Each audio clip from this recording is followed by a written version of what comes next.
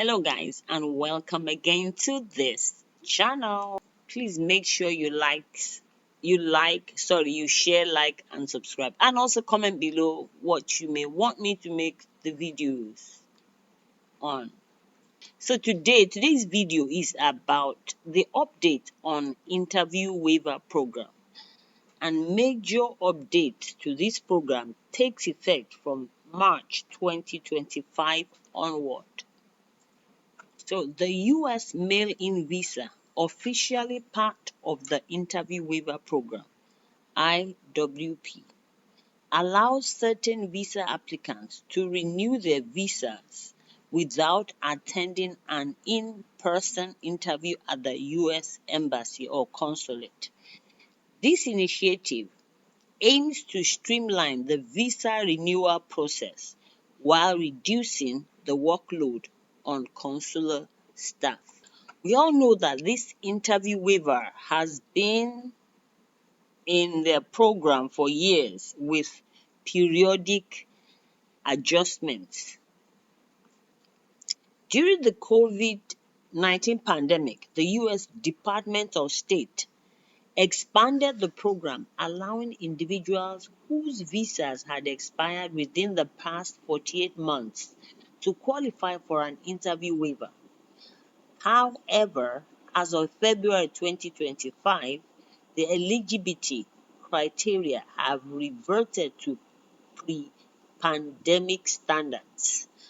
Now, only those whose visas expired within the past 12 months are eligible for the mail-in renewal process.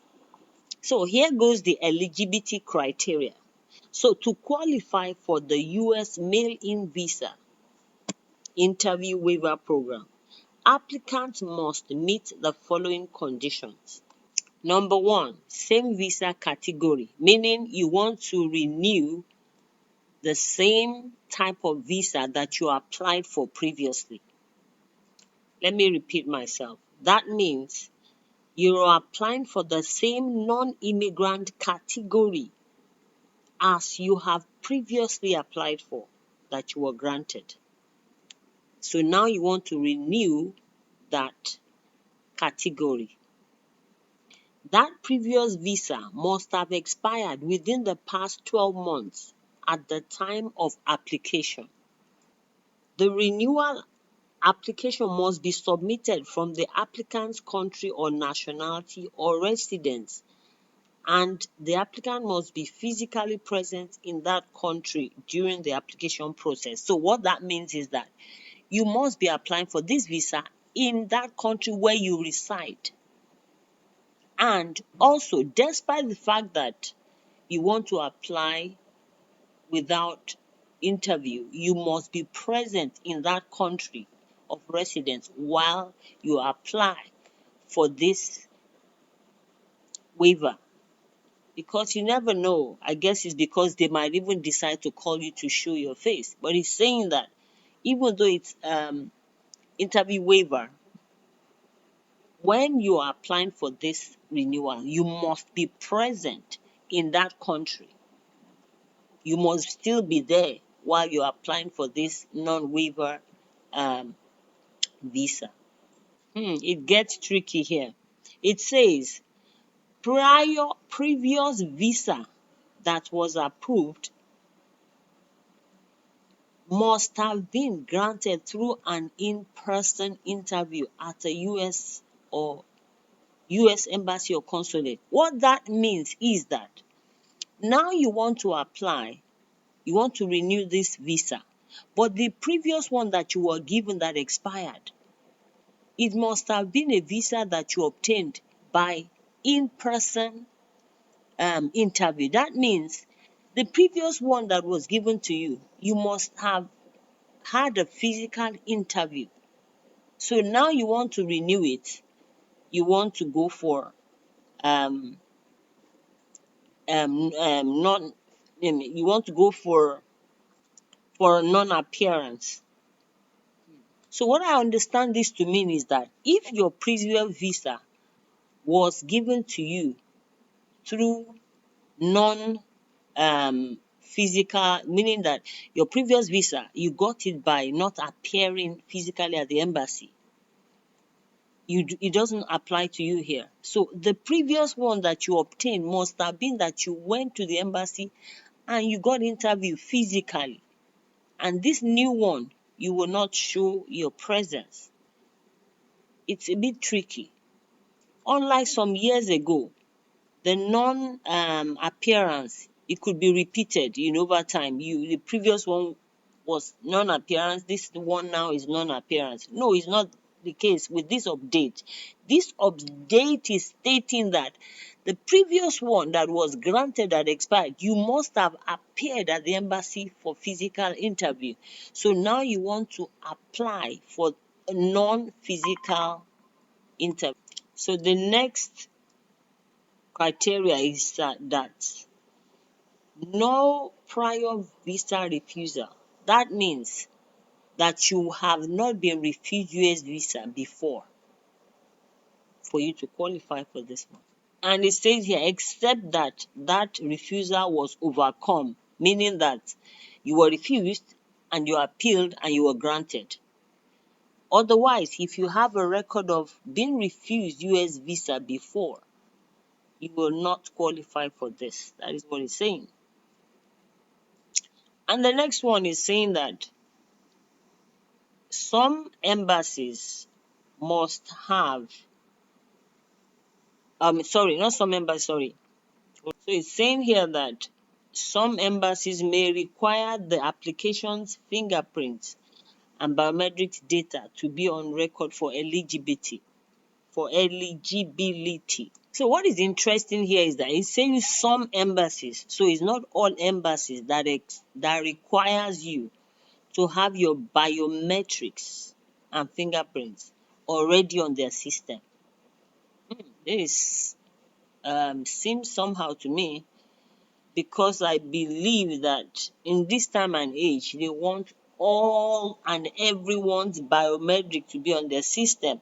But they're saying here that some embassies may require the applicant's fingerprints and biometric data to be on record for eligibility. Okay, saying some, I want to believe that if it's an African country, they want your biometrics on paper, on record rather, in their database.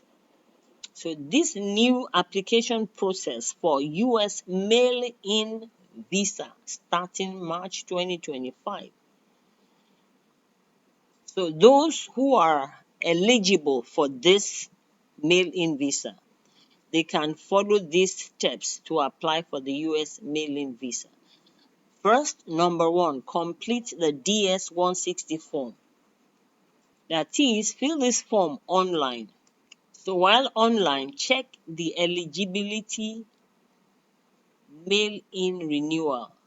But there's something tricky here. It's saying that each US embassy has specific eligibility rules for interview waiver program. Applicants should check their country's US consulate website for updated information.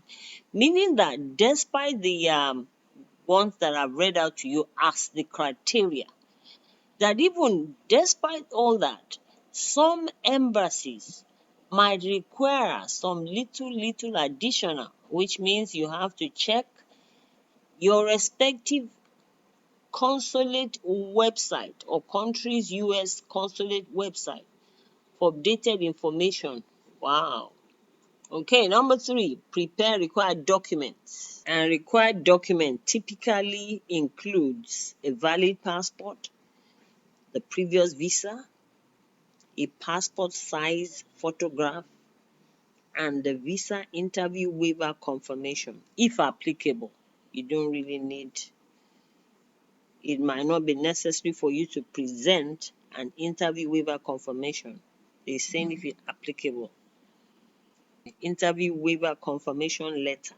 Well, that is new to me. It's saying if applicable, meaning that you might have to come with a letter confirming that you qualify for the interview waiver confirmation. Please don't take this side in. It might confuse you.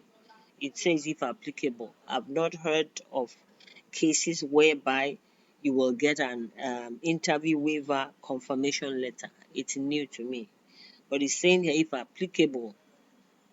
So don't let that scare you. Just fulfill the other criteria. Number 4, submit the application via mail or Dropbox. So applicants must send their documents to the designated visa processing center via mail or through an official Dropbox service. Number 5, waiting for processing. If approved, the renewed visa will be sent back via courier. Anyway, guys, I hope you've digested what I've presented to you so far. As far as I'm concerned, I don't see any real difference to the previous one.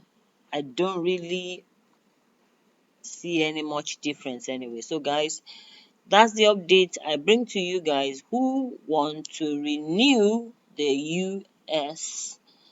non-immigrant visa via mail. That is, you will not present yourself. You're just going to send it through, courier to them, and then expecting to get your visa back from them through courier. But most importantly, they are saying here that despite the fact that you want to apply for a non-physical presence, that is, the visa that you will not be called for physical interview, you still have to be present in that country of your residence when you are applying for this visa. Guys, thank you for watching. Please don't forget to like, share, and subscribe. Bye for now.